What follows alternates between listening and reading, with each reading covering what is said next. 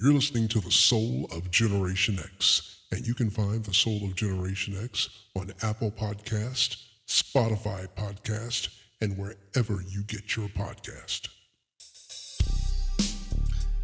Welcome back to another episode of The Soul of Generation X. I'm joined once again by my outstanding co-host, Lenny. Lenny, how you doing this evening? Doing outstanding, my friend. That's good to hear, man, with all of the anxiety and depression that's going on and a lot of breaking news going on. That's pretty good to hear. So what's been going on with you since we last met up here in the studio?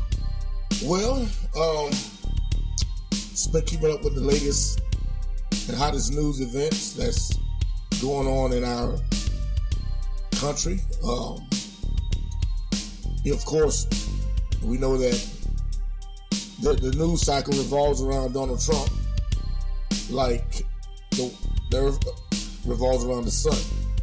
So it's a never-ending cascade of Trump this, Trump that. But I get away from that at times and take a step back to, just to breathe and to not let it smother me or get me to a point of total frustration. And that's when I just dive into my jazz along with my shots of Casamigo tequila, and I just take life easy for a while. I hear you, Lenny. So you are practicing what you preached last week, right? As you said, to step back and just, if you got to just turn this stuff off sometime, this news, just turn it off, right? That's right. That makes sense. That makes sense. So you've been on any trips? You've been traveling? You're the world traveler. You've been out there anywhere since last week? You just been just throwing staying local, staying home. Haven't did any traveling per se. I think that's to come later on in the year. But I would like to give a shout out to we're on the air. We're listening to some friends or a friend in West Africa, Nigeria. Really? Okay. Listen to the broadcast, and I'd like to give a shout out to Sylvia. I can't say her last name, but they heard the broadcast in West Africa, Nigeria, and contacted me and said how much they like the show, and that's very appreciative, knowing that we are stretching across the Atlantic and the Pacific. That's amazing, lady. I tell you, man, make sure you get her name and her information, and we'll send a welcome letter, and so that she can keep up with us and on all the formats, because we're now on YouTube, Spotify, Apple Podcasts, iHeart, Pandora. And also one other shout out, we have some more followers in Cagayan de Oro. I hope I'm saying this right. Philippines. Cagayan de Oro. Okay. Philippines. So just want to give a shout out to them for listening to the podcast, even though it's a 12-hour difference, but they picked it up on YouTube. Hey, very pleased. That's awesome. It's always available. It might be a difference, until we start doing some live streaming. And even if we do some live streaming still, it's always going to be available. So you just make sure you let them know. They are always welcome to find us on any of the sites. Don't let a 12-hour difference, let them, that's why we're here. We're here to, to just help everybody as much as we can. And like I said, everybody. That's what we're trying to do. Mm-hmm. So I tell you, Lynn, that's awesome, bro. Yeah, man, you've been doing some footwork there, and that is most appreciative. That's what we got going on here. So what we're actually dealing with this week, it kind of comes around with I guess you hear everybody talking about the 100 days. Mm-hmm. And these 100 days have been horrific.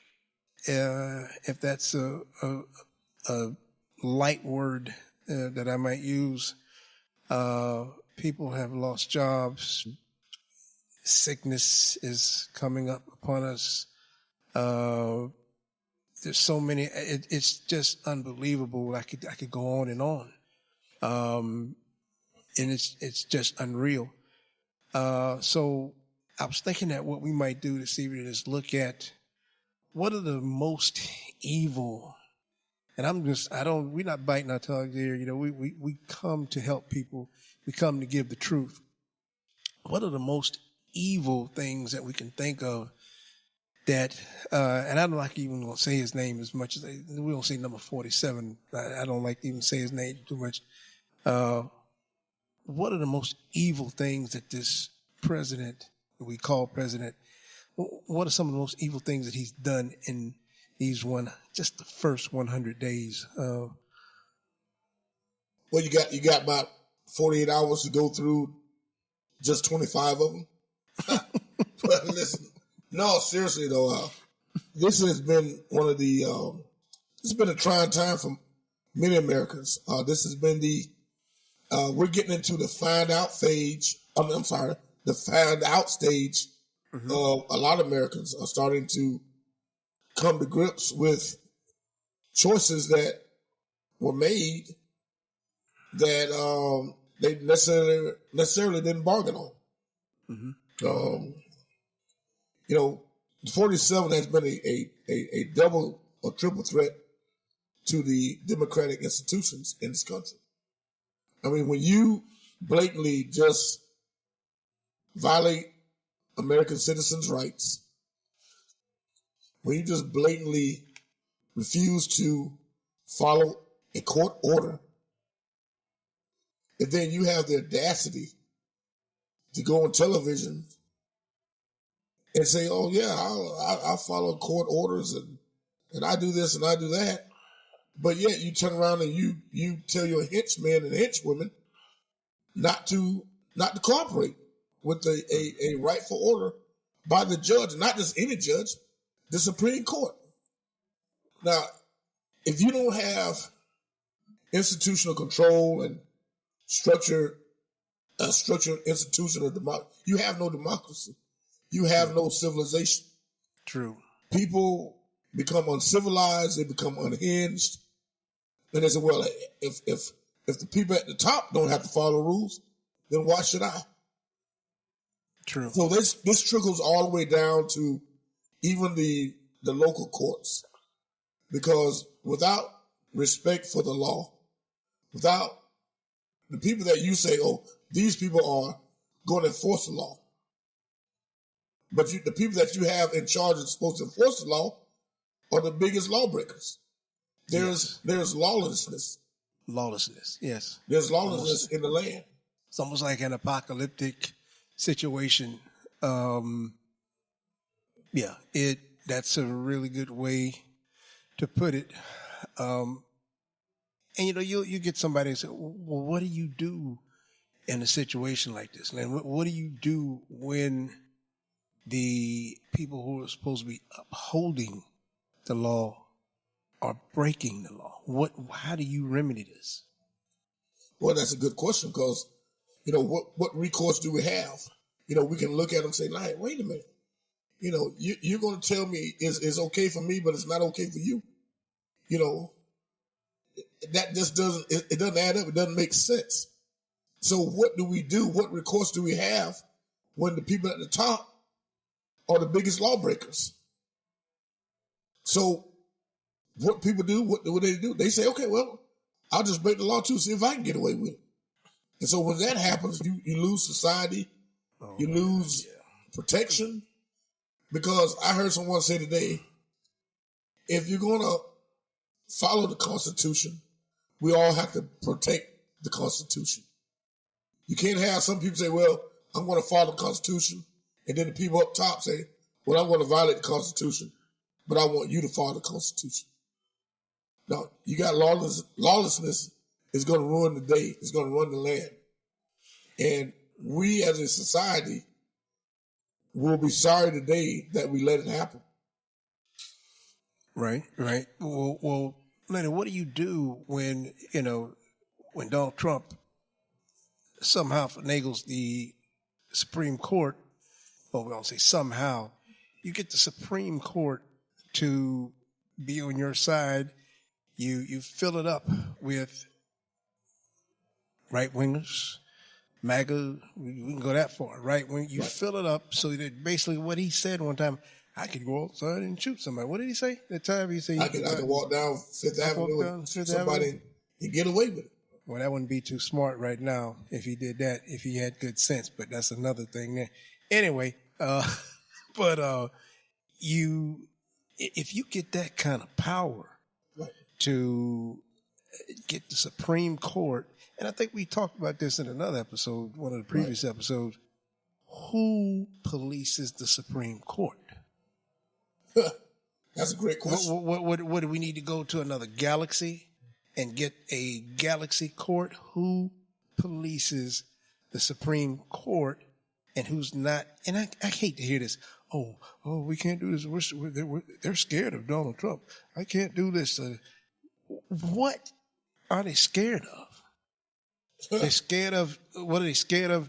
The government not paying them that $170,000, $200,000 they're making to go sit in Washington, go out and get a real, I don't say a real job, go out and get a real 9-to-5, go back home and stop saying you're scared. You can't do something because you're scared. What are they scared of? Well, they have the ruling that came down where the Supreme Court basically said that whatever Trump has done or a president does in his official capacity basically can't be questioned. And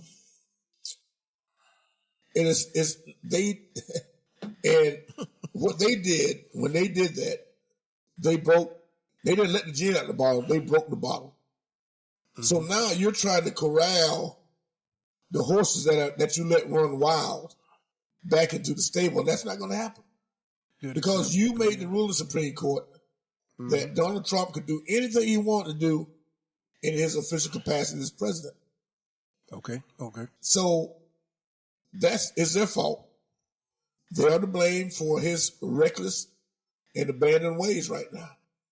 So they're to blame when he disregards a 9-0 ruling against him. They are to blame when Donald Trump refuses to listen to anything they have to say. When he snatches people off the street, him and his goons, they snatch people off the street and ship them away to a foreign country. Right. They are to blame because they gave him that authority and that power. And see, once you give a madman like 47 power, you can forget getting it back because there's nothing really that you can do to him because his Justice Department is in charge of the military. He's in charge of the military. His Justice Department is in charge of all police forces, National Guard, U.S. Marshals, everybody. Okay. So if you try to hold him in contempt of court, who are you going to tell him to come get him? When he's in charge of it, he said, no, stand down. So the Supreme Court has given up their authority to put him in check. Now, the only thing that can get Donald Trump, 47, Donald Trump 47. Say it. In check and out of office is a Democratic House and a Democratic Senate to impeach him. True. As president. That's the only recourse that this country has. Well, we need that, but also we need some Republicans to look inside of themselves and stand out and get some support from them. Can we get a few good Republicans to stand out and be humans? Can we? I mean, I think that some of them are feeling it, and their people are feeling it.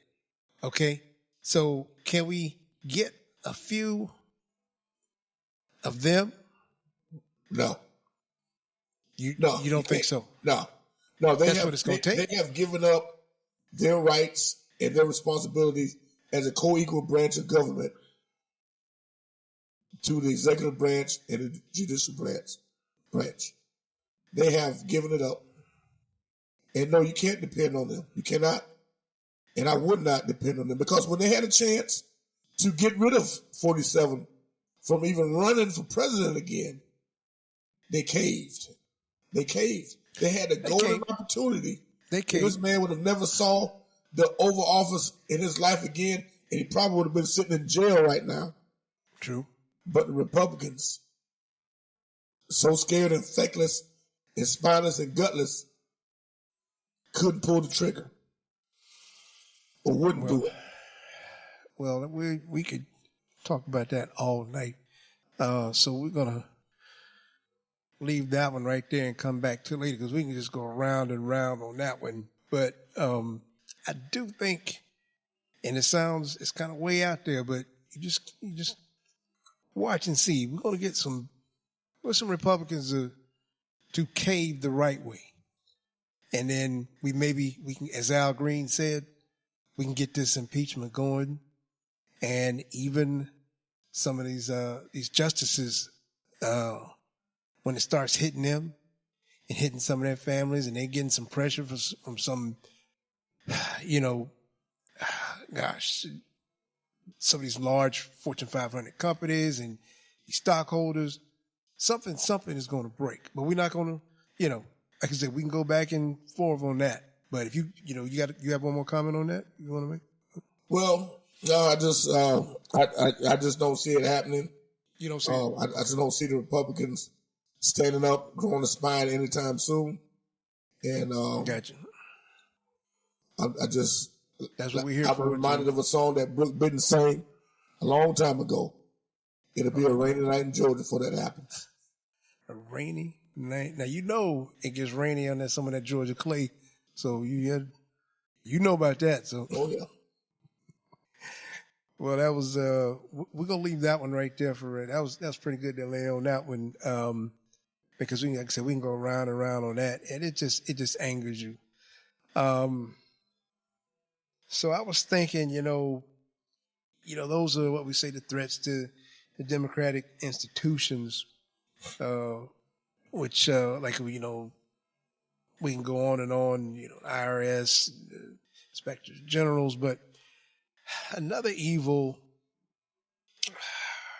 thing that Donald Trump has pulled out of his hat, all of these controversial immigration policies and rules and just flat out mean, evil nastiness in these first 100 days that have affected a lot of people, stores, farmers, it's done a number on housing, new houses, building. Our immigrants that have been run out of needed positions and jobs that we need them in. These controversial immigration policies. What can we comment about that on in these first 100 days? Well, I got 2 words for it. Fake outrage. Fake outrage. Okay. This is nothing but fake outrage stoked by fear from 47 and his followers who pretends, and it's nothing but a pretend. They just, as my grandma would say, they just acting. This is nothing more than an act. Okay? Mm-hmm. Fake outrage that all of a sudden this migrant worker who's working in the cucumber field from sunup past sundown is a threat to you. Saying that someone who's coming over not just the Mexican border, but coming from the Canadian border is a threat to your way of life. If anything, that migrant worker adds value to your life. Yes. You know, I didn't see people jumping up and down and acting like animals, like gorillas, when the immigrants were paving the road out on a major highway late at night. I didn't see the fake outrage when the migrant workers were coming around picking up all the debris after a major storm, a tornado, or hurricane, or a flood. Mm-hmm. I didn't see the fake outrage when all the blue tarps on everybody's roofs and the roof were getting fixed by Mexicans or migrant workers. Nobody was getting on the phone calling ICE. Hey, I got a bunch of migrant workers repairing my roof. Come get them. Mm-hmm. I didn't see them when they was out there digging that ditch to repair a water pipe that was broken in the middle of the night. True. So this is just made up fakeness from 47 and his followers to try to scare people to vote. Yes, we have people commit crimes, but the migrant workers, immigrants, whatever you want to call them, commit less crimes in the United States. What they should be afraid of is all the school shootings, all the people that want to eat people, all right? People that are going into grocery stores and shooting people because of their race or their religion, all right? If we spent more time worrying about these homegrown fools or these homegrown radicals than worrying about people that are just coming to make a better life, who actually pay taxes in this country. Yes. They don't get a damn thing out of it. That is the key. They are paying taxes to support our way of life, our retirement, our Social Security, our health benefits, and they don't get a damn thing out of it. Nothing. Not even a thank you. No. Matter of fact, a lot of these people that work in these fields and work on these jobs, they can't go to a restaurant and sit down and eat. No. They don't have the means to do that. They don't So they don't get that W-2. They don't get that. The convenience and the privilege of getting that W-2. They don't but have yet that. still they put money in the things that this economy. people that ran them out of here. Yeah. They contributed billions, Lenny's billions, not millions, billions. Yeah. So to 47 supporters in these red states. So when you go down to the legal aid or you go down to the place where you can get help with your light bill and your water bill, they said, well, we don't have enough money to cover it to do it this month, or we ran out of money. You can think about it. So that migrant worker who would have worked and paid taxes, so that money could go and help you get your bills paid, is not there anymore. It's gone. It's gone. It's gone. Oh man. Yeah. And I just think they get a raw deal. They get a raw deal. So they're some of the hardest working people. Yes, sir. And every race, every religion commits crime. Yes. All right, it's undeniable. It's But to scorn them and to label them as less than people, like they did the blacks, a third of a person, and to call them roaches and rats and migrants and varmints, is just disgusting.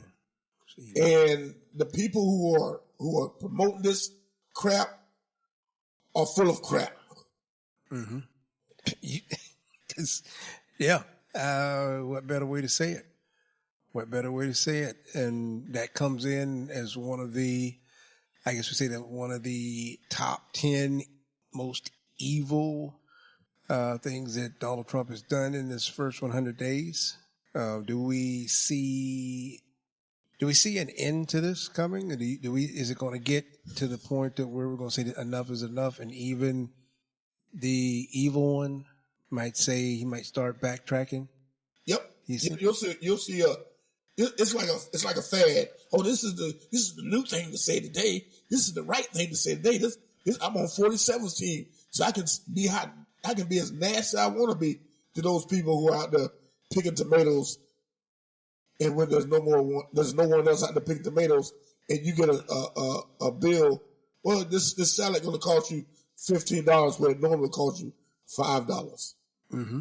Mm-hmm. And we're seeing some of that happen in spurts in various places, aren't Yes. we? We're seeing things like that happen.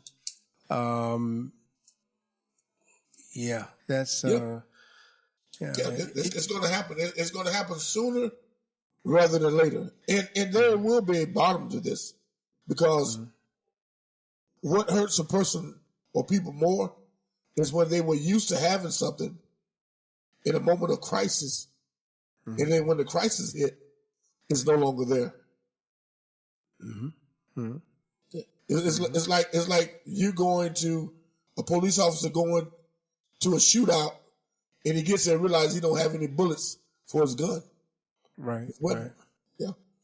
Right. So you're saying like you hear that little saying out there, it's not a third world problem, it's going to be a first world problem. Yes. Pretty much, yeah. Oh yeah. Because people like to say, it's going to be a problem. those poor people, those third world countries, so and so, and they just look at them, oh, those poor people. But it could be a reality, and I see it, slowly coming. It's moving this way. It's kind of slow. People kind of lulling out a little bit. Yeah. But there's some things coming up. Yeah. There's some things coming up. Wow. Well, anything else on that, Lenny? You want to say? I just like I said, it's in close on that part. It's just fake outrage, and it will hit bottom. People will start feeling the effects of the narrow-mindedness of a lot of people in this country. Mm-hmm. You'll miss it when it's gone. Mm-hmm. Well, Lou Rawls said, "You're going to miss my loving." Hey, did you hear Lenny pulling out that those years of top 100 R&B and pop, that knowledge he can summon at the drop of a hat. But we appreciate that summary on that, Lenny. We appreciate that. So what we're going to do right now is we're going to take a break, and we'll be right back after these messages. You're listening to The Soul of Generation X, and you can find The Soul of Generation X on Apple Podcast, Spotify Podcast, and wherever you get your podcast.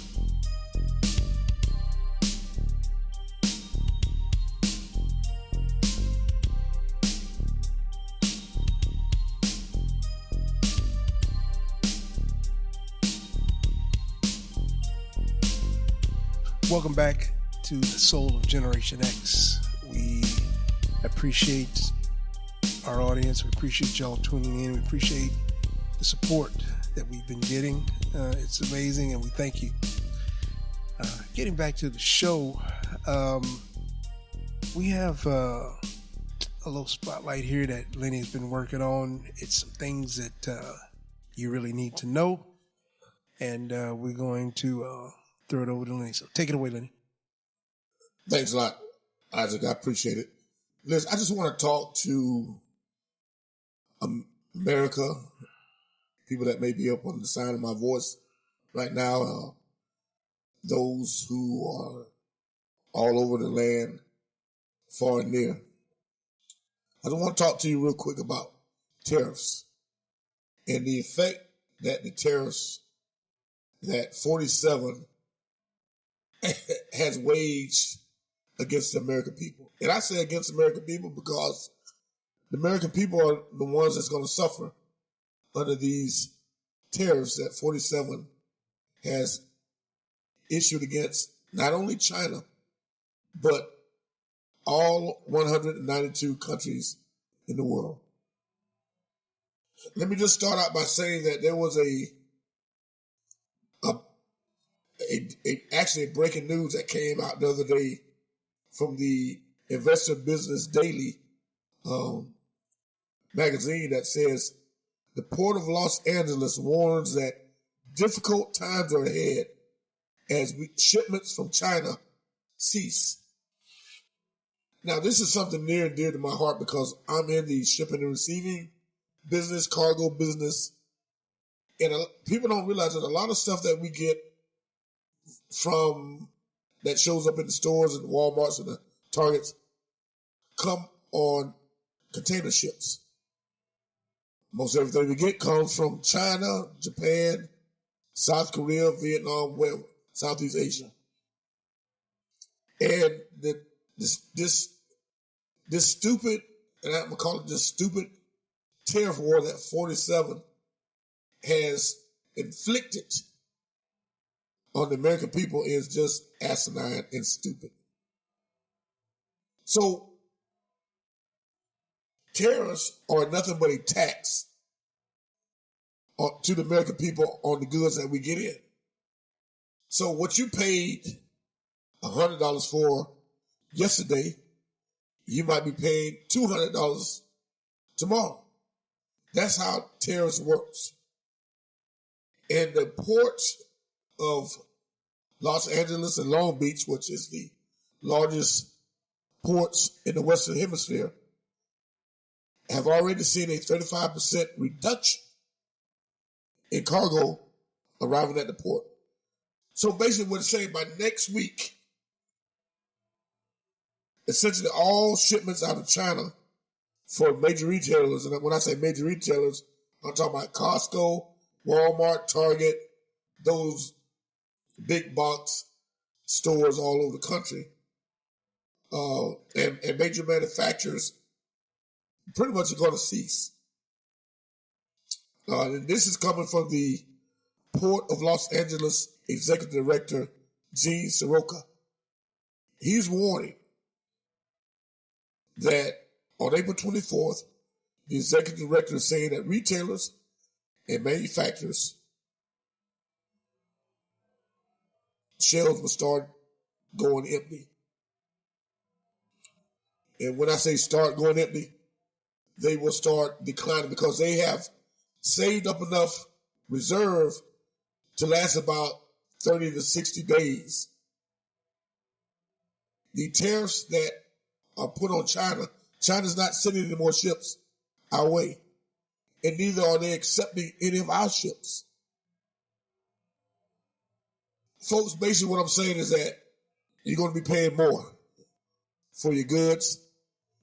You're going to be paying more for the simple things that you would normally take for granted. Paper towels, toilet paper, coffee, canned goods, sodas, water. All that is about to cost the American consumer a whole lot more money. And they are saying that the ships that are coming from China by May, I think May the 12th, will be our last ship coming from China unless 47 changes his tune on tariffs. And people don't understand how tariffs work. Tariffs is like a trickle down. Everyone's going to be affected by higher prices. So now you're going to lose jobs. The longshoremen, the shipping lines, the truck drivers, all those people are going to be out of work. You're going to pay higher prices. You're going to have empty store shelves. Not only that, but your economy is going to shrink. Instead of growing your economy shrinks because no one is spending money. All right?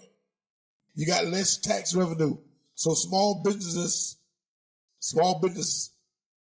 are in trouble. They're in deep trouble because they don't have the resources as these big box stores do. They don't have the capital to hold off like these big box stores. So you got small businesses going under. All right? And the biggest thing, you're losing trading partners. People that were our friends like Mexico and Canada, even China when it comes to trade, we're going to lose that. So now, where are you going to get, the question is, where are you going to get these items from that you need? And I'm going to tell you point blank, nowhere. Because what 47 has basically done, it is America First isolation. He has isolated us from every other nation in the world. And it's going to be hard times. You know, and I don't joke. I mean, I've started stocking up with water, non-perishable foods, items that I'm going to need to survive this mess. And we don't know how long it's going to last. And I'm not saying this to scare anybody, but I'm saying this that you need to prepare. Because I work in this industry. I've been in this industry for over 20 years. And what's coming down from the top is not good. It's not good for American consumers. It's not good for America. And 47 is going around lying to people on a daily basis like, oh, we're not going to pay for the tariffs. Yeah, he said the same thing about Mexico is going to pay for the wall. And that didn't happen. So this is something that's going to affect everyone. It's going to affect everyone hard. And I'm afraid that people have not taken this seriously. So I just want to sound the alarm from someone who's on the inside, for someone who's been doing this for over 20 years. I know what's coming down the pipe. You know, when you got 20,000 people losing their jobs with UPS, 20,000, because all those packages you get, a lot of them are by trade, truck drivers. You got truck drivers that's going to be losing their jobs. They won't be able to pay the truck payment. You got railroads that are going to start running. They won't need as many box cars because the ships are not coming in. You got longshoremen that's going to be out of work because there's no containers to move on the dock. So all this is going to affect America and American people. This is a self-inflicted, I am not going to say a gun wound, this is a shotgun wound that was inflicted by 47 on the American people. And I just hope that he comes to his senses and changes direction, because one thing I do know, China's not playing around.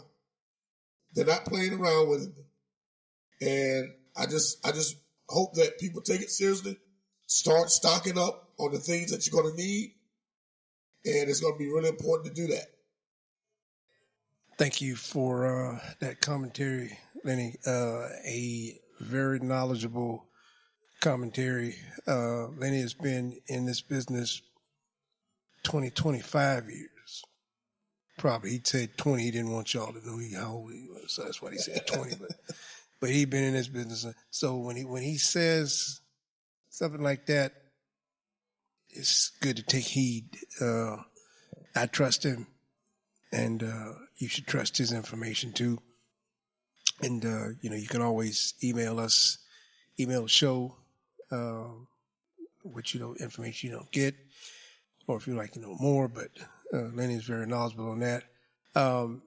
What I wanted to ask you at the end of that, Lenny, is what would be the date, the last date? I don't know if I heard it, or that the last ship would be coming into Florida or Georgia, Texas. What are we looking at from China? What would be the last date? According to the CEO of the Port of Los Angeles, the last ship that's coming to the west coast of the United States would be actually Friday.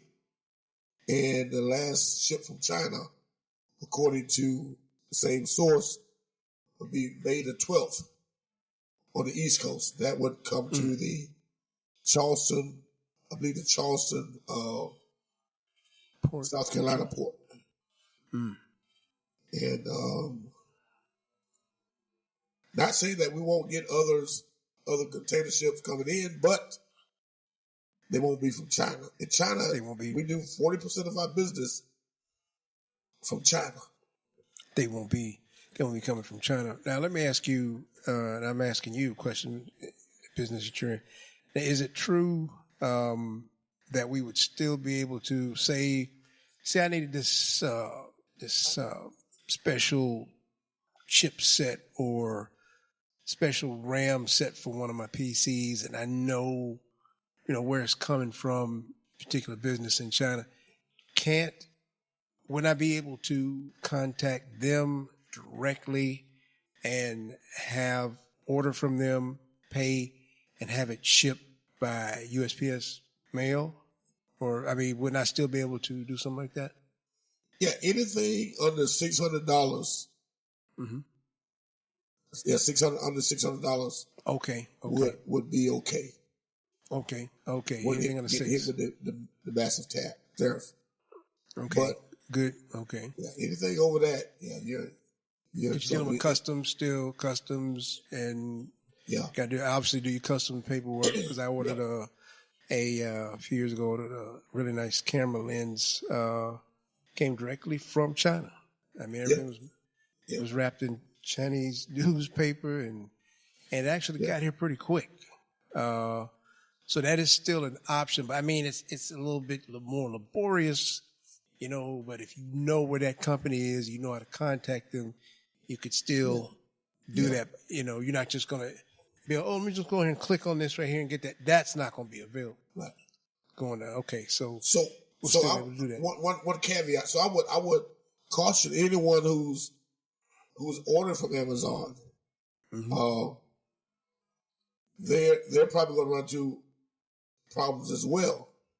Mm-hmm. With stockpiling their warehouses, getting these orders out as fast as they used to get them out, because the shipping lines been cut off. Shipping lanes been cut off. Mm-hmm. You can get it in some same day delivery and next day delivery, but right. So that's gonna pretty much cease. So anyone with Amazon Prime, you can just go to regular delivery because there'd be no use of paying for Amazon Prime when you're not going to get it the very next day or later on that day. So that's something to think about. So this is good info, Lenny, because Amazon will probably continue to, you order something with their stock that their emergency stock. Right, their stock. They'll continue to send that out, but when they run out of that, then when they run out of that, then it's gonna be who knows. Right. So if anybody's listening, and the investors have pleaded with 47 to rescind these tariffs, and they've told 47 that our shelves are going to be empty within a matter of weeks. So this guy has been fixated on tariffs since he was a young man. So I don't see him changing his policy anytime soon. But he's going to hurt the American economy, and he's going to hurt the American consumers. And small business, you're going to see one small business after another start closing their doors. It's going to affect the restaurants. I told somebody it's going to affect McDonald's.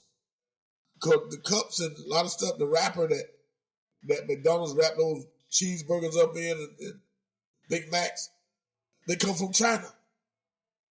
So it's going to be a long road to hoe. And I would just caution everyone to please stock up as soon as you can, because the stores are going to start limiting what you can buy. They're going to limit 2, limit 1. So it's not going to be a pretty picture. So, well, that's some grim news there, Lee. That is some grim news.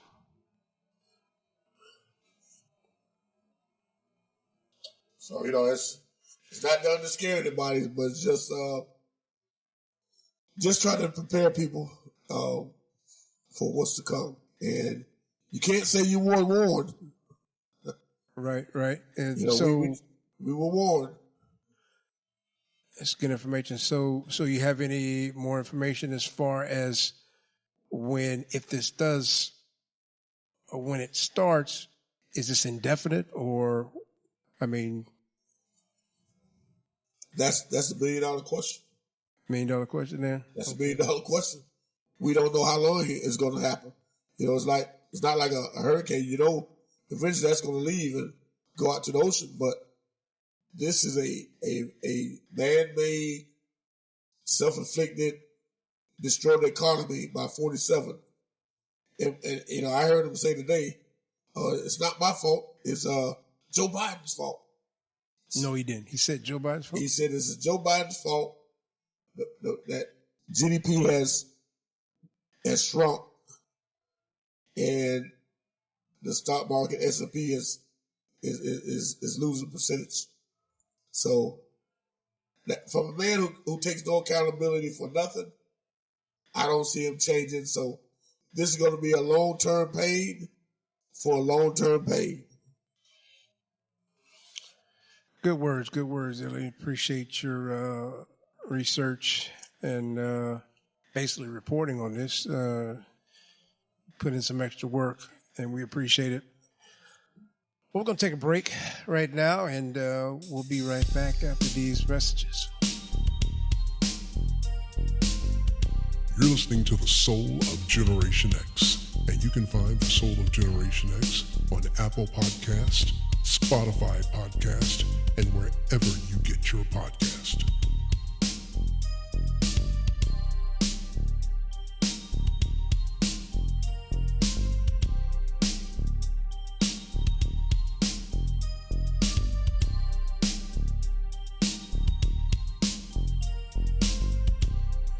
Welcome back to The Soul of Generation X. We've covered a lot this evening, and as to what Lenny said concerning the tariffs and our purchasing items that are coming from China, that's going to be in jeopardy really soon. So we just take heed to what he said on that. Did some really good research. But I want to touch on one more thing here concerning DEI as one of the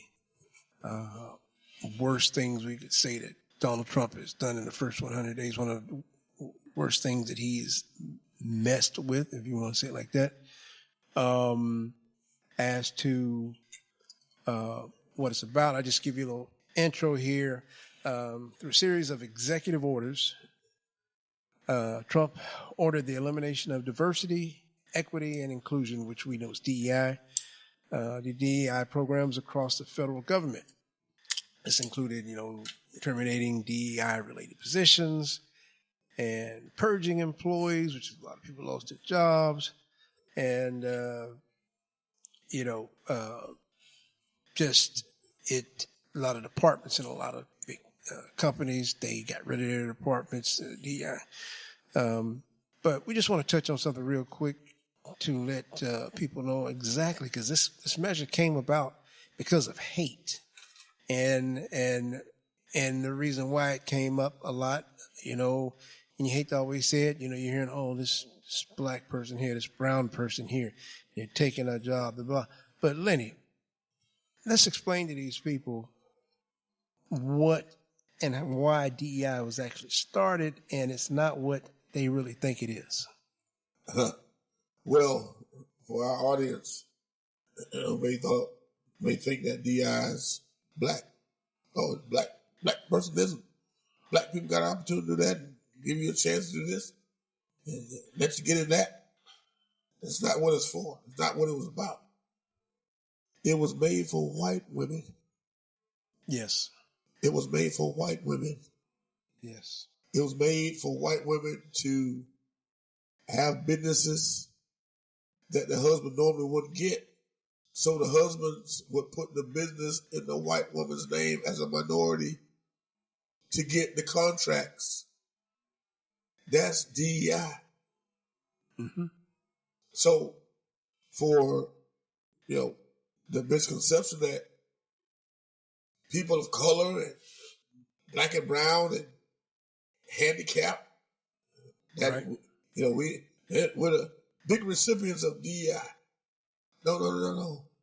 No. The white women, the Right. biggest recipient of DEI. Exactly. Now, along with that, there was opportunities that were not open to us before. Because if you got a door closed and someone's willing to open the door and say, hey, you guys come on in too. Because you're just as smart, you're just as talented as the one we have already in here. But now all of a sudden, DEI is a dirty word. Everybody being equal is a dirty word. But everybody wants to quote Martin Luther King. The content of character and the color of the skin, it doesn't matter. Yes, it does. It does. Mm-hmm. And we need to stop fooling ourselves like it doesn't. It still does today. Mm-hmm. We're still trying to perfect the dream that he had. But when you got people still moving the goalposts, changing the rules, how can you? Mm-hmm. So this is about handicapped white women, having a fair shot at a position. Because if I'm smart and you're smart, basis on what we know. Mm-hmm. Not because you think I'm trying to get an advantage because of my skin color. Yeah. Doesn't work like that. But like I said earlier in the show, it's fake outrage. Mm-hmm. It's just a fake, phony baloney, a good time word to say right now in the moment. Mm-hmm. Because they know. And when I say they know who I'm talking about. They know Right. that this is just phony baloney and it's something to make you feel good. You go pound your chest. The first thing that was said when the plane crashed in D.C., Delta plane, that DEI, that pilot was a DEI hire. That one was a DEI hire. Okay? Mm-hmm. I mean, the level of stupidity from anyone, and not just 47, but anybody, whoever said that, is just, they're just dumb as hell. And they don't know they're a hole in the ground if they saw it. Okay, so put that out there. So Lenny, now in actuality, in a numbered list, black and brown people are like number 6 or 7 on the DEI list of. We're not saying we're picking on white women as somebody says, no, we're just telling you the basics, which a lot of people will try to argue. But when you look at the facts, look at the statistics, you will see where each group, minority group, or as some people say, marginalized group, comes in. And black and brown people come in like 6 and 7 on that list. So what you said totally fits the bill of, but they wouldn't want you to, expound on that, because just like they want to take, black history and history out of schools and things that really the things that really happen. So yeah, we would. It's not because of us, as you want to say it. So. Yeah, you're right. I mean, we can get to a whole. That's for a whole different show, but man, we can open that thing way up. Just We can open that thing. And my question to everyone that's listening, think about this. What's wrong with having diversity in your life? Mm-hmm. What's wrong with listening to another opinion or another idea? Mm-hmm. All right. What's wrong with that? I mean, because if we're so consumed with only what we think, and we're not willing to at least be able to listen to a different opinion or idea, then you know what we become? We become like molded, stale, no good bread.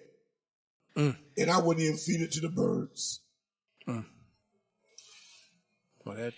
that sums that up. Well,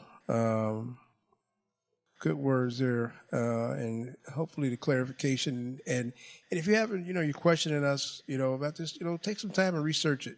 It's there. You'll see opinions from here to there. But when you get your information, just take some time. I'm talking to the audience, and delve into it and remember what we're talking about, what we said. We're not picking. And believe it or not, you say that, how could they say that? No, we're not picking on white women. We're just telling you what the initiative, why it came out. And Lenny did an excellent job on that. And, you can always rewind, your recording and go back and listen to it again and research it on your own. So great job on that, Lenny. We appreciate it once again. So right now we're going to take another break, and we'll be right back after these messages. You're listening to The Soul of Generation X, and you can find The Soul of Generation X on Apple Podcast, Spotify Podcast, and wherever you get your podcast.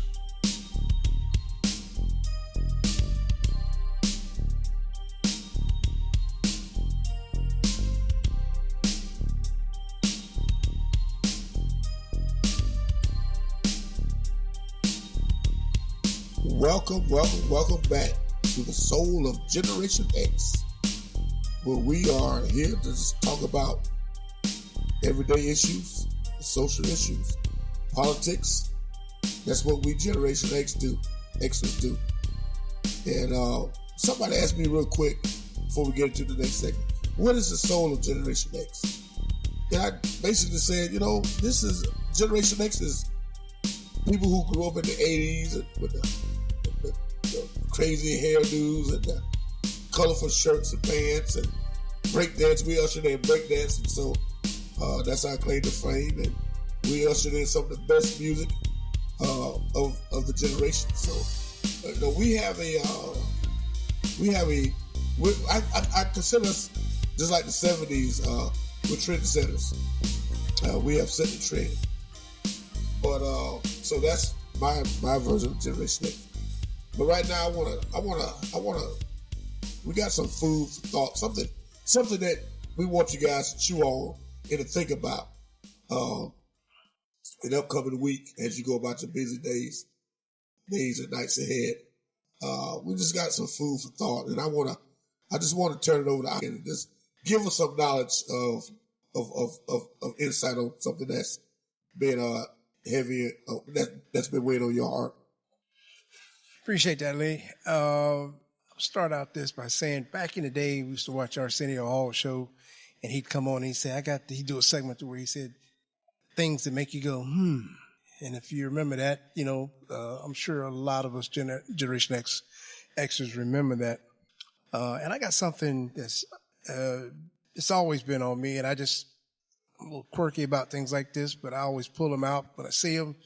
And, I wanted to talk to you all about hidden signs and symbols. And when I say hidden signs and symbols of hate, basically. And those hidden signs and symbols of hate come in various forms, various shapes. And what I'm talking about here is the one that we deal with politically. And that's in what we're dealing with now, the Donald Trump MAGA regime. How do we get into this mess that we got into it? And I want to start out with a quick little story. Last week I was coming home from work, and I pulled into a gas station. And as I was pulling in, I saw this really nice blue SUV, BMW SUV. And a gentleman was standing outside, older gentleman, looking at the pump. And as I pulled up, I saw a big sticker on the back of his bumper. It said TRUMP. It said Trump on it. And I saw that, and I pulled in front of him, and I got out and pulled my phone out, did my Apple Pay, got my gas pump all set to go, put the nozzle in the car, and started pumping my gas. I looked over, and this gentleman was still looking at the pump as if it was going to start itself. He was touching it. He had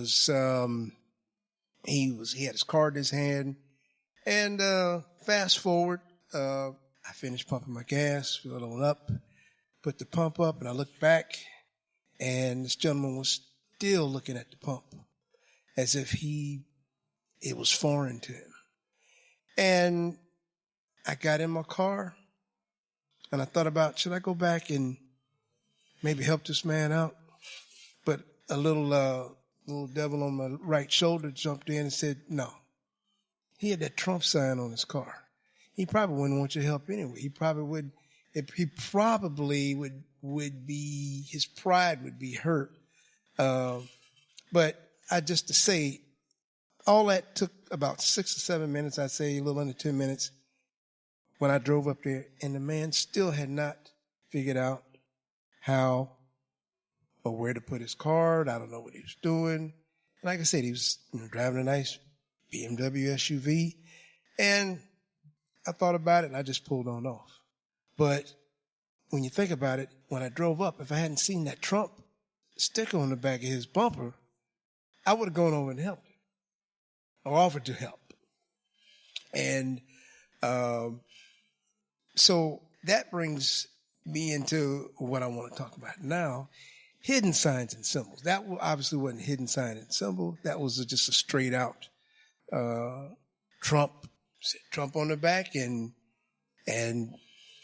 that's why I chose not to help him. And I don't regret it, but just to think about it, that man was sitting there a good 7-8 minutes at that pump and still had not pumped his gas.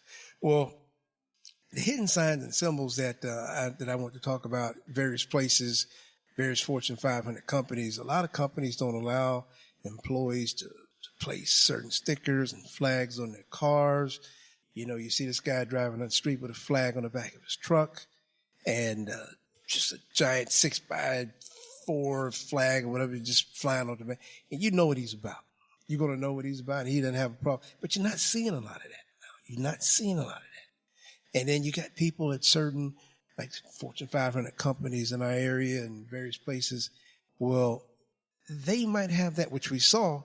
They might have that same sentiment feeling, but they might not have it on the back of their car. They might not have it. They might not have the words on the back of their car. They've got a certain a demeanor that they've got to uphold because they're this manager here and they're this man, and they can't drop down to those people that are doing that. So they've got to, and they're the ones that went and actually put this man in office that we're dealing with right now. So that's another story. But there are hidden signs and symbols that you will see, and that will tell you who these people are, and they're almost ashamed. And I admit, I'm not even seeing that many Trump. I might see 1 or 2 Trump stickers a week. These people are ashamed. They're embarrassed. Some of them upset. And you're just not seeing a lot of signs and symbols, but you're seeing the hidden ones.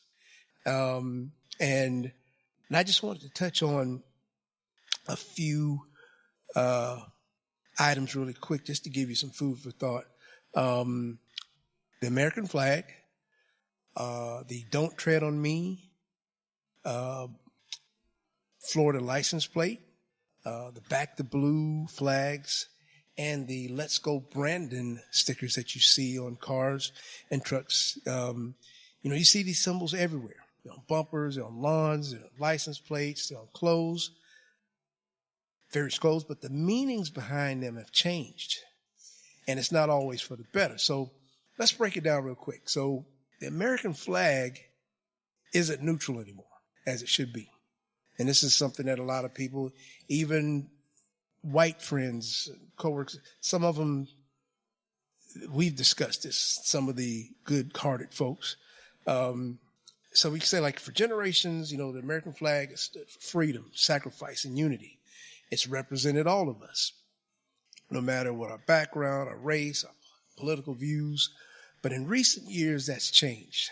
The flag has been increasingly used at partisan and extremist events, from MAGA rallies to the January 6th insurrection. And it was carried into the Capitol as windows were smashed and our democracy was attacked. Now, for many Americans, seeing the flag flying outside someone's home no longer feels like a sign of unity. I'm sure you all can relate to that. It feels like a signal, like, I'm on that side. Are you? You're basically telling, and I've heard this from family, I've heard this from white, black, Hispanic, everybody. And so I'm not the only one that's feeling like this. And it's kind of heartbreaking, kind of, sad, and it's wrong. The flag should belong to everyone, not just the loudest or the angriest faction. But you're seeing the flag pop up in like in different places, like even people, they're kind of wanting to tell you what they're about, but not necessarily because of their, like I said, their demeanor. They can't just put that Trump flag on the back, which they're being a hypocrite, but you'll see it, like, say, Ford, for instance, Ford trucks. You're seeing a lot where you're behind this Ford truck and you'll see the flag etched inside the FORD, or you'll see it inside something. You'll see it there, but you won't see that Trump sign. You won't see that, and these people are hypocrites. If you want to support this, man, just put it on the back of your car. Just put the sticker on the back. Just do it. But you're seeing certain things like that. And that's just a little food for thought on that particular thing I wanted to throw at you. Also, the Let's Go Brandon. You're seeing that. I'm sure you all have seen that once in a while, especially here in Florida, on a bumper sticker. You're seeing it's basically, you're looking at saying, who is Brandon? Is that somebody's son? And I actually, when I first saw it, I had to go and do some research and look it up. And it's basically a sign of disrespect, and it's disguised. Once again, here we are, we're dealing with a disguise again. We're dealing with people who are being hypocrites. So the slogan, it didn't start out as any type of policy critique or anything like that. It started out as a crowd chanting, F Joe Biden. And it was at a NASCAR race. And a reporter, mishearing it, he heard that moment, he heard it, and he turned it into a meme. It was actually a reporter who turned that into a meme. And then it got political. But that was a stab at Joe Biden. So that is another hidden signal of a MAGA person, a person who, once again, I'll go back to that, has put this man in office, and they're hypocrites. They won't put his name on their vehicle or on the back of their window, but they put that Let's Go Brandon on there, and that's what they do. Like I say, to me, it's a hypocritical thing. You want that to mean you want somebody to know what you are, but not really know what you are? Put Trump's sticker on the back of your car. Put it on the back of your windshield. That's another hidden signal as to what we are dealing with. And there's so many. The next one that I want to touch on really quick is the Don't Tread on Me. We've been seeing Don't Tread on Me since we were kids. We'd see that snake, Don't Tread on Me. And what that is, okay, and you're gonna, when you realize this, okay, it's the Gadsden flag with a yellow background and a rattlesnake. It originally symbolized resistance to British tyranny in the Revolutionary War. It was about freedom from the empire, not freedom from empathy. But today, it's often slapped on license plates, gun store windows, and pickup trucks as a statement of defiance against masks from COVID, taxes, gun laws, social change, wokeness, and even your fellow citizens, which, you're brown, you're marginalized people. And now get this, folks, get this. When Governor, and I'm not going to even call him governor because Ron DeSantis, when Ron DeSantis rolled out Florida's "Don't Tread on Me" plate, it wasn't just about honoring history. It was about staking out ideological ground in a culture war. And we know what he's been about for the last few years. So, I mean, people from Florida to California, when you say Ron DeSantis, their face just jokes start, anger comes up. So I don't know if a lot of people, if you didn't know, Ron DeSantis was a master creator in creating this license plate for Florida. Don't tread on me, which some people now have taken it to say, I don't read. They've switched it up online. I don't know how to read. It's kind of funny where they put it, but so you're seeing a lot of that. You're seeing a lot of, yet once again, that person won't put a Trump sticker on the back of his bumper. He won't put a Trump sticker on his windshield because of whatever it may be for his job. But once again, just being a hypocrite. Put the man's name on the back. Don't use these hidden symbols. But that's what people are doing. The last one that I want to touch on, folks, is the Back the Blue. We see Back the Blue flags. We'll see a flag with a blue a stripe in it. And that flag means a lot to me. I have family who are law enforcement, and I respect the law to the 1,000th degree. And law enforcement officers do an incredible job, a hard job, and we have good law enforcement. But supporting law enforcement, it's a legitimate and honorable thing to do. But somewhere along the way, Back the Blue became less about supporting good policing and more about rejecting accountability. It's been used to shut down conversations about racial justice, to oppose peaceful protests, and to drown out cries for reform after countless lives have been lost, and more. In some circles, it's not about the police, it's about authority, control, order at any cost. And that's dangerous. And we've seen the hypocrites, and that angers me. This is one thing that really angers me so much when I see these hypocrites that voted for this man that's evil, these felons. He cares nothing about law enforcement, but yet they voted for this piece of crap, man. It's just, that angers me more than anything. You don't care about law enforcement. You didn't care about law enforcement. If you cared about law enforcement, you wouldn't have voted for it. It was especially what happened with January 6th.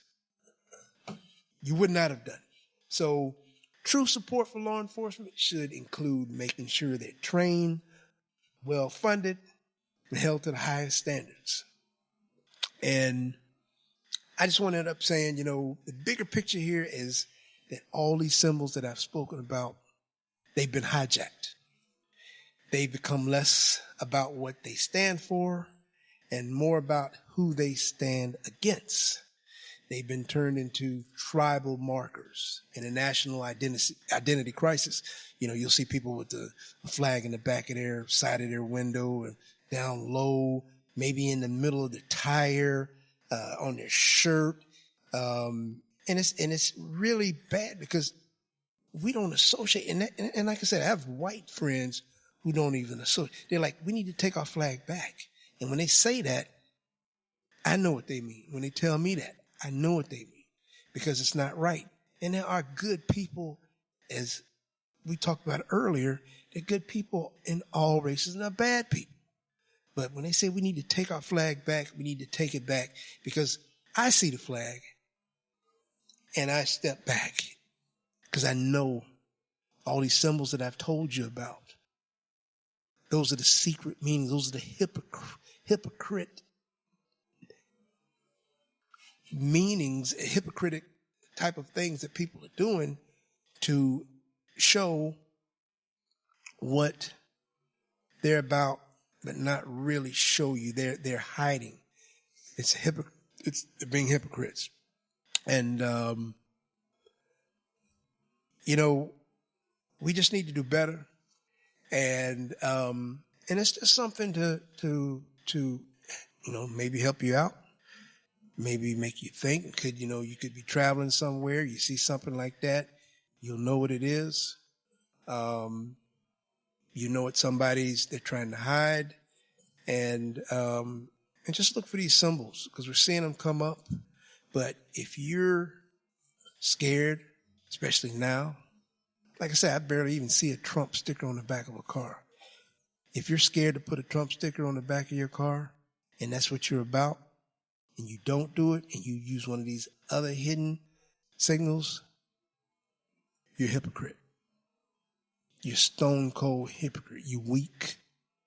You're part of the problem. Lenny? Well, that was very enlightful, and that was very thoughtful. That's something that everyone can take something away from that and think about, especially the part where you talked about back the blue. I think that's one of the most overused words of the day. We only back the blue when it is convenient for us. Right. In my neighborhood where I live, people got blue lights on the front porch. And blue lights, we're gonna do this, we're gonna do that. But do you truly want to back the blue when police officers in the Capitol get the hell beat out of them? Where's back the blue at? Mm-hmm. Where is it? Where's back? Or do you only want to back the blue when it's convenient politically? You know what I mean? Mm-hmm. So it's fake support for back the blue.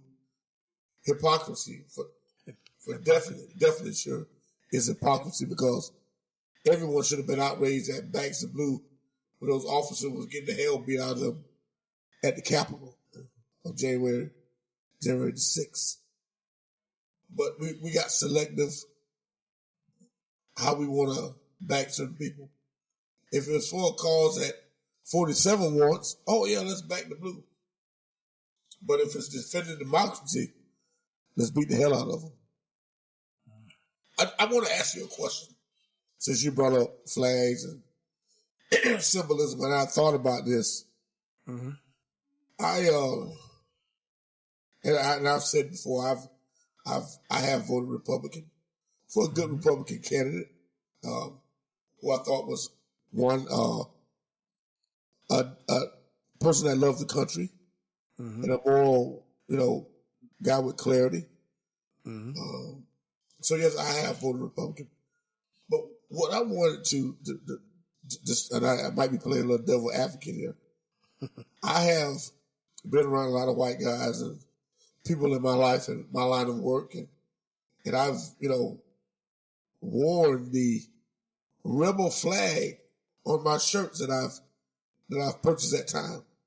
Yeah. And to me, I never thought nothing of it like it was something that I would, have a problem with, because I looked at it. That's their heritage. That's what they believe in. That's what they like. That's what, So to me, it wasn't a threat. Right. But I kind of like had not an issue. I had a concern, let me put it that way, when during the Black Lives Matter movement, when they were tearing down a lot of these statues and of these Confederate guys and getting rid of the Confederate flag over certain capitals in certain states, and all that went on. And I said Right. to myself, why are we concerning ourselves with that? Because they're going to come back later on sometime and they're going to hit us with this. And we just talked about, DI, it doesn't really pertain to us. Mm-hmm. But in a way, it does kind of pertain to us. So I look at it, they're hitting back at us because we hit them. You kind of get where I'm going? Mm-hmm. We made an issue about Thomas Jefferson and all these other symbols and these flags. And, Right. we got them taken down and statues pulled out of parks and everything. Mm-hmm. So now that they have an opportunity, they're going after things that we liked and we supported. Okay. You know what I'm saying? And I had a real concern when all that was going on because to me, it's history. It's past history. Right. And I didn't really feel the need I didn't really think that, let them have their moment. They want a relic in something that's old and past and wrong. Let them do it. Mm-hmm. But I always know the pendulum will swing the other way eventually. And I think we're kind of getting the other part of the pendulum with all these. Now they might have did it regardless. Mm-hmm. But I just think that this is a reaction to what was done to them with their symbolism, with their statues, with their flags, and with their monuments. Oh, okay. So you think, you really, so you think they got that capacity, Lynn? Yeah. I mean, That's just me. I could be. is it accidental capacity or is it true capacity? I mean, I think it's me personally. I think it's you did that to us, so now we're gonna do this to you. You hit us with that because you got to say, the left was in charge when all this was going on, and you had a lot of. And see, when you start messing with people's symbolism of, like they said, Southern pride, and I've worn Confederate shirts, and it didn't bother me. I didn't get bent out of shape. It was like I know that has no effects on me. It was like an experiment that you were doing.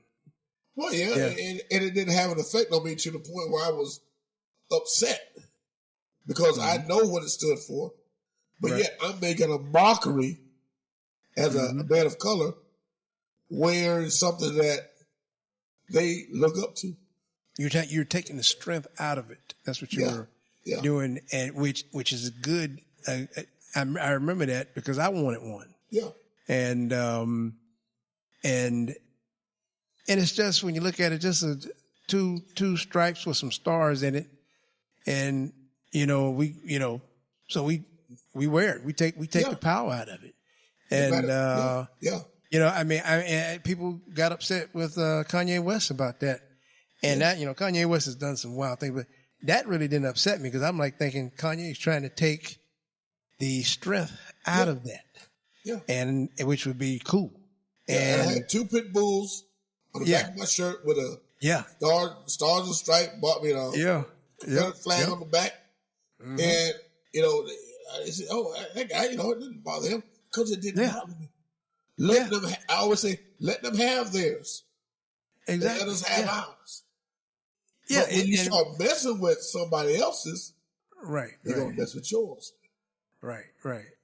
So, and I wholeheartedly agree with that. That would be. I mean, I would do it now. I mean, to take the power out of it because it's just a little symbol. Right. That's all. It's just a little symbol. Matter of fact, I think the band Alabama, those Alabama was some pretty good guys. And one guy used to vacation out here in Florida. But I think that was a symbol of their band. Yeah. And their country band, and they're from Alabama, and Leonard Skinner. And well, maybe Leonard Skinner. Yeah, I think Alabama had one of the albums. Yeah. But like I said, we grew up with a lot of these people, and a lot of people didn't use it for hate. That was just like you said. It was just a Southern symbol, and I mean, we would see it sometime. We we might get a little, little nerved about it. But most of the time when we were in school, we knew the person or the people, and they either played ball with us, or something, and we talk around school, and they weren't going around here. This is hate. Right. I'm putting this for hate. They just wearing it because it's Southern. Yeah. A Southern thing. It's another thing. And that's, like I said, that's the way we grew up on that. And that stuff is learned, after a period. I remember back in high school, there was one kid, it was a friend, I forgot his name, I don't want to name any names, but he drove a truck and he'd wear his hat once in a while. But he was also a surfer. So he surfed, he had the hat. I think he was just wearing the stuff just to wear. And he actually was a pretty cool guy. Yeah. He didn't act hateful. He just was, hey, maybe I saw my dad wearing this, my granddad wearing this, I'm wearing it. It's just some, it's. I mean, we were more tolerant because we had guys who went to school and they had them as handkerchiefs. For those who don't know what a handkerchief is, handkerchiefs or a headband, know. Yeah. And it was a thing of it's funny because, playing ball, we would say, hey, if they made us mad, we'll get them in football practice, you remember them days? Yeah. But that didn't happen like that. I know a couple of times with me that did happen. I did hit somebody in practice because of that, but I wasn't upset with them like that. Right. I didn't want them to feel it, but you probably did some stuff like that too. I just didn't look at that as offensive to me personally. It was offensive to our ancestors because I look at it now as I can put it on and they look at me like, oh, okay, well, yeah. We come, but again, I go back to the point of when you take down their symbols and their statues, and because you got to understand now, they had relatives and in-laws that died in the Civil War as well. So they're feeling some type of way. They feeling that that's their way of honoring the sacrifice that their people made, right, wrong, or indifference. They lost people in that war. Mm-hmm. Yes, the North did prevail, but they were fighting for a cause. And adding to that, Lynn, a lot of our people were fighting in that war as well. Yeah. A lot of, I believe, was it the Buffalo Soldiers or some of the first Black Army members were fighting in that war as well. And you'll hear some people over the years, you've heard some people you hear come out and say, oh, we were better under that flag than, you hear all these things come out. And we are, you know what I'm saying? You hear that, we better. And somebody, no, we weren't. But you got to check, study your history. And you'll see these things. But yeah, Len has a point there. And I think we kind of touched on that in a previous show. Similar to that, they, getting us back or what have you. I know that could be a little up for a little argument there between groups. That'll cause some ruckus. But I see what you're saying. I see where you're coming from. That could be a whole show within itself there. But what I think, talk to the audience now, I think what Lynn was trying to get out, from his heart was that, he's seeing the good in everybody. And that's where we grew up. Yeah. That's what we tried to do. And we still try to do. We saw the good. We didn't see color back in those days. We weren't raised like that. We weren't raised to go out and hate. And we can say that for our community. We're not just trying to put pat our own back, but our community. We just had a community of just people who were trying to get along. We didn't always get along, can't say, but we that was our goal. We weren't out to be hateful. So I think a lot of that, from when Lenny was coming out with that was part of the driving on his, his comments there, that basically in the end, we're all the same. Yeah. We just want, good for our family, for our kids. That's all we want. And the hate has got to go. Yeah. It's just no room for hate. It just irks me, the hate and the hypocritical hate. That's the part about it there, because I look at Donald Trump as almost like a savior in the way he brought people. He showed us the people that were hiding, especially in this last election. He showed when 2 out of every 3 white women voted for him, 60% of white males voted for him. So that's literally, when you're walking down the street, you're at work, that's literally, what would you say, 5 out of every 8 Caucasians voted for this? Yeah. When you say something like that, what I mean, you look at, or maybe 5 out of every 5 out of, and that's insane. You're the hypocritical part of it. That's the hypocritical hate. You want to be that way, come out and just say that's what you are. But that's not what we're about. So, yeah, that's food for thought. And that's the way it goes. So, Lenny, got any closing comments as we move forward past this 100 days? Wow. 100 days has cost us $100 billion in losses. But as we put that on a license plate, I like that one. 100 days cost us $100 billion. Cost us $100 billion. Cost $100 billion, okay. And, not just to throw out numbers, since we talked about numbers, 47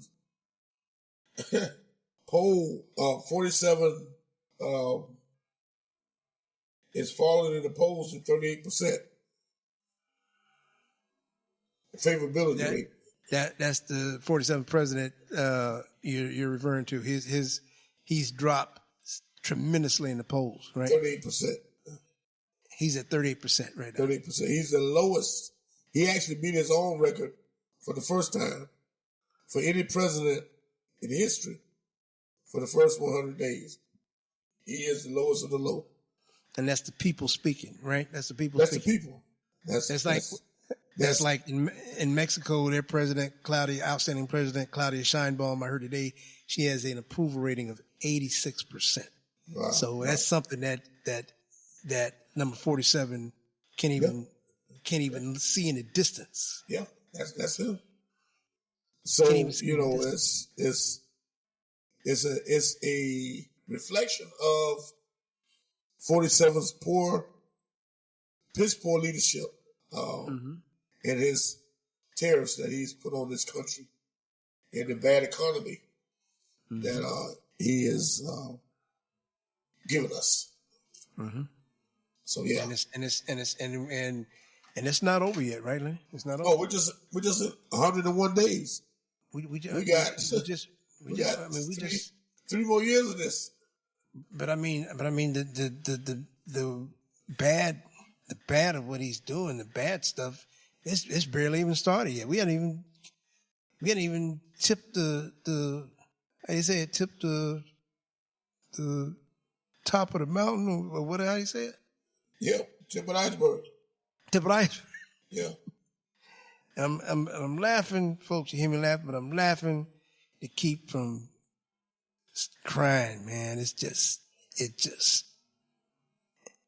So on the official, I just want to say this, on the official tick counter until 47 is out of office, it's 1,360 days, 13 hours, 55 minutes, and 30 seconds. Wow. Now, you don't see any other way we can get him out of there before that? You don't see any? Well, we can get him out of there, 47 out of office in next year's election, if the Democrats can take the House in the Senate and impeach him in the House and confirm it and impeach him in the Senate, he'll be out of there. He'll be out. You heard it, ladies and gentlemen. Lenny is. But he has to commit high crimes and misdemeanors. That's every day. Well, yeah, that's every day. We know that. So that's it every wouldn't day. Be bad. It wouldn't be hard to do it. That's every day, bro. Every day. Every day. How do you? Let me ask you a question. How do you wake up every day knowing that you are the most hated man on this earth right now? Well, we jumping out a little bit of political. But I know it's not political. But how do you do that? You and I have played sports, and it's like you're the visiting team. You're the rivalry. You're the visiting team, and you walk into that stadium, and you come through that tunnel, and the hate is so thick on you, but you relish that because that's what gets you going. That's what motivates you to play harder, to play meaner, to be nastier, and that's what he is. So every day he wakes up relishing the hate that's upon him. He loves it. He sucks it up, and that makes him fight even harder every day. You think you think so? Yeah. Because I know, and you know, as an athlete, wow, when you're going into somebody else's territory, you know they hate you. You know they can't stand your guts. They want bad things to happen to you. And you take that with a badge of honor, where you can go there every day. You play even harder. Go out with a victory. To shut the crowd up. He loves it. This is, the more that's thrust upon him in a negative way, it fuels him. What's that superhero? He got his energy from the sun. The more you try to. There was a movie where a guy went to the electric chair, and the more votes they shot into him, the stronger he got. So that's like with 47. The more hate he feels, and he sucks it up for the American people, it fuels him.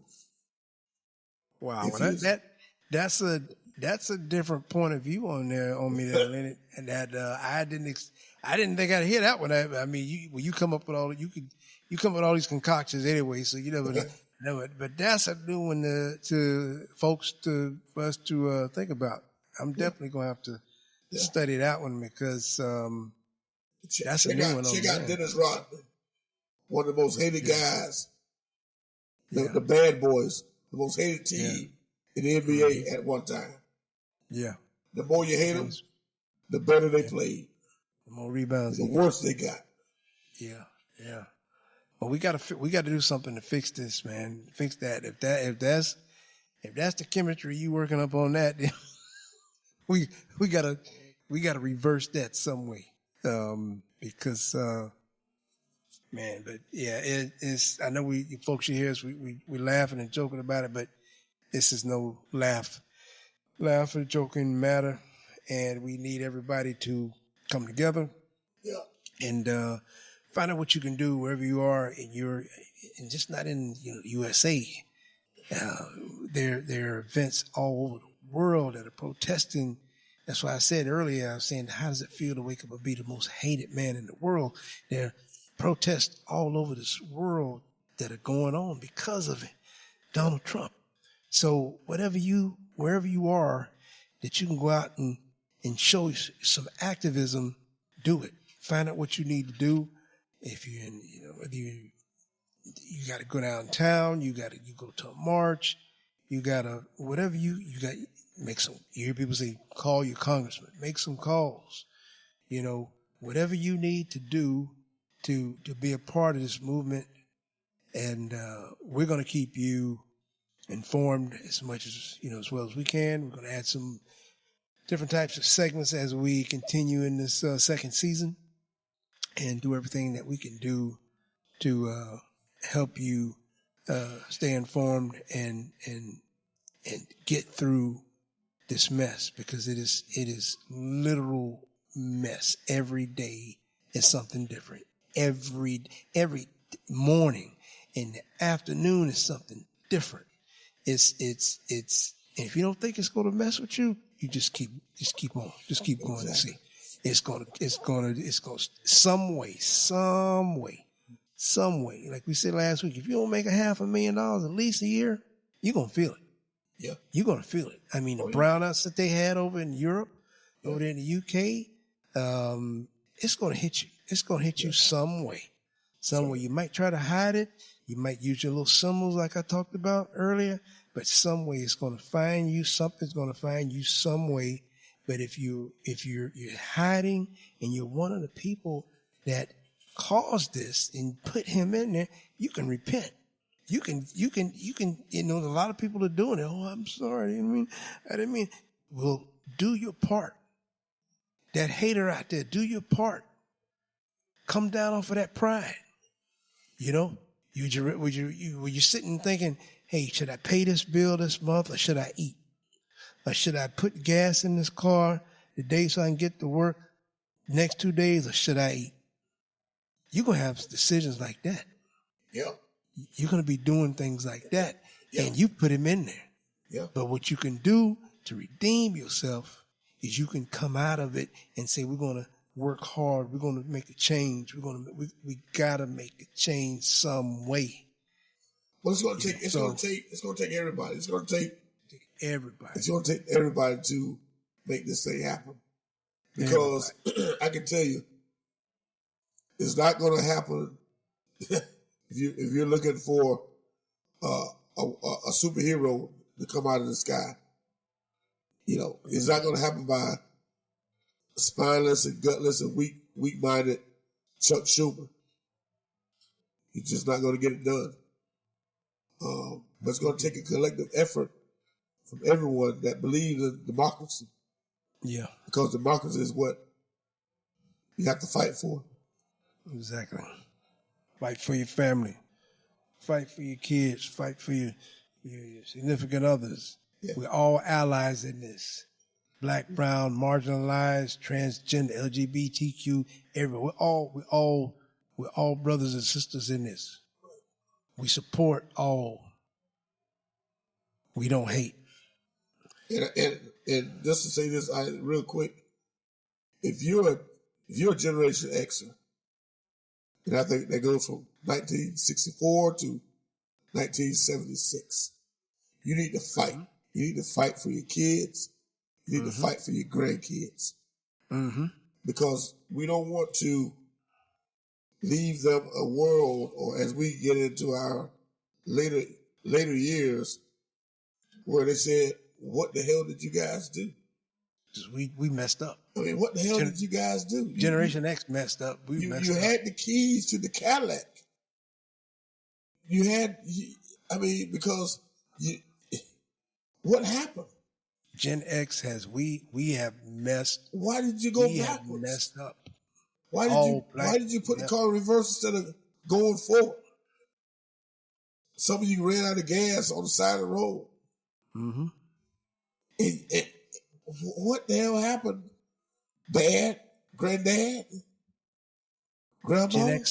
Gen X across the board, white, black, green, brown.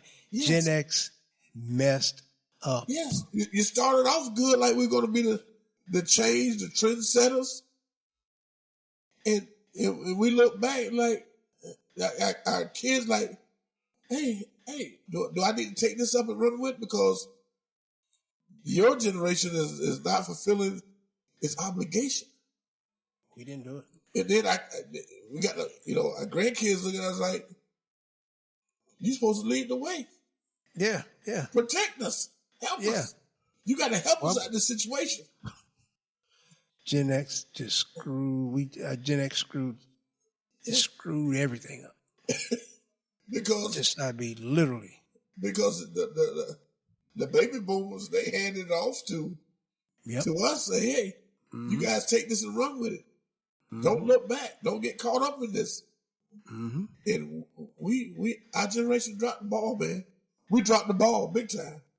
Yep. And I'm so ashamed that people that I deal with on a nightly basis on the social media are Generation Xers who have been blinded by the light, blinded by darkness. Let me put it like that, not light. Blinded by hate. Blinded by hate. Hate. I mean, why the hate? Why?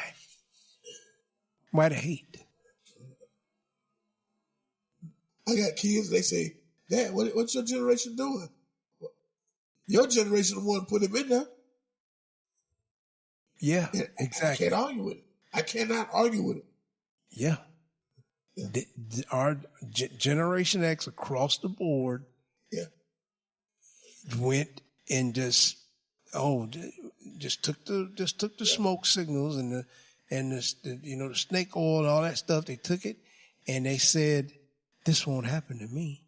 It'll happen to them." Whoever them is in their mind, marginalized people. But now they're seeing that they're part of them.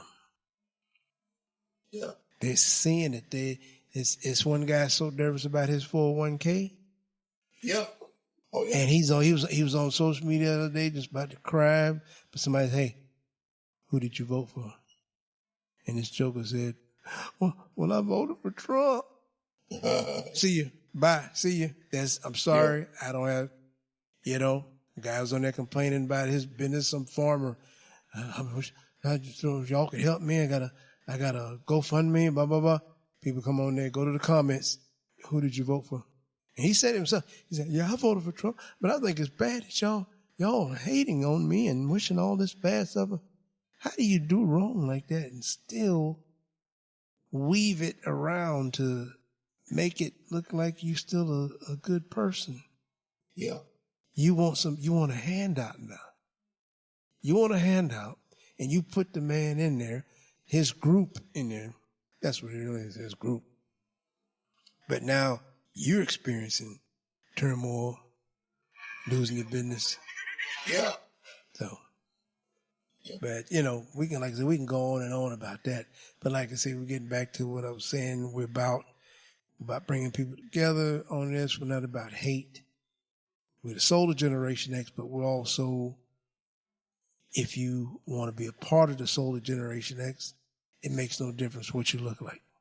If you're a Generation Xer, as Lynn said, from 64 to 76, white, black, brown, yellow, black, green, red, it makes no difference what color you are. We're all Generation X brothers and sisters. And I know Lenny preaches that daily. And I think he does that. He does some of that on a Substack kind of thing. He tries to bring people together. He actually goes out there and does what he can, gets down in the nitty gritty. And so that's what we're about. But once again, we'd like to thank you all for joining us on this third episode of The Soul of Generation X. And we appreciate all the support, all the emails and letters, and that it's amazing. We really appreciate it.